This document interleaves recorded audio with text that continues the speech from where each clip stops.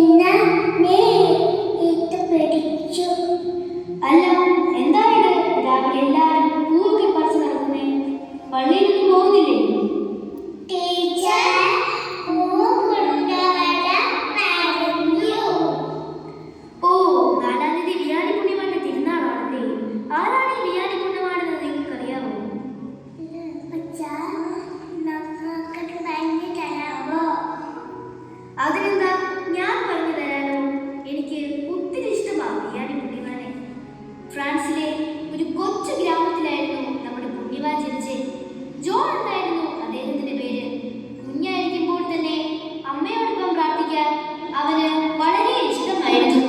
വലുതായപ്പോൾ അവനൊരാഗ്രഹം, എന്താ ആഗ്രഹം? ഒരു വൈദികനായി എല്ലാവരെയും ദൈവത്തിലേക്ക് അടുപ്പിക്കണമെന്ന്. പക്ഷേ ഒരു പ്രശ്നം, ജോൺ പഠിക്കാൻ പിന്നോട്ടായിരുന്നു. ലാറ്റിൻ ഭാഷ അവന് ഒട്ടും അറിയത്തില്ലായിരുന്നു. എല്ലാവരും പറഞ്ഞു, നിനക്കൊന്നും വൈദികനാകാൻ പറ്റത്തില്ലെന്ന്. ജോൺ വിട്ടുകൊടുത്തില്ല. എല്ലാ ദിവസവും അവൻ നന്നായി പ്രാർത്ഥിച്ചു, കഠിനമായി പരിശ്രമിച്ചു. അങ്ങനെ ജോൺ ഒരു വൈദികനായി. അച്ഛാ, എല്ലാം ശരിയാക്കും അല്ല അച്ഛാ? അതേ മക്കളെ, എല്ലാം റെഡിയാവും. വിയാനി അച്ഛനെ പിതാവ് ആർട്സ് എന്ന ചെറിയ ഗ്രാമത്തിലേക്ക് അയച്ചു. അവിടുത്തെ ആളുകൾ കുർബാനയ്ക്ക് പോവുകയോ കുമ്പസാരിക്കുകയോ പ്രാർത്ഥിക്കുകയോ ഒന്നും ചെയ്യില്ലായിരുന്നു.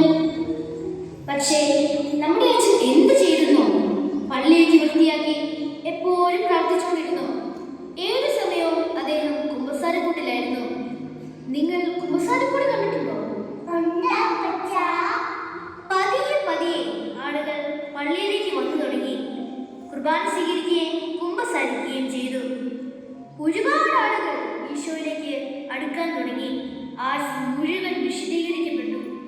അങ്ങനെ അനേകരെ ഈശോയിലേക്ക് അടുപ്പിച്ച് നമ്മുടെ പുണ്യവാൻ യാത്രയായി.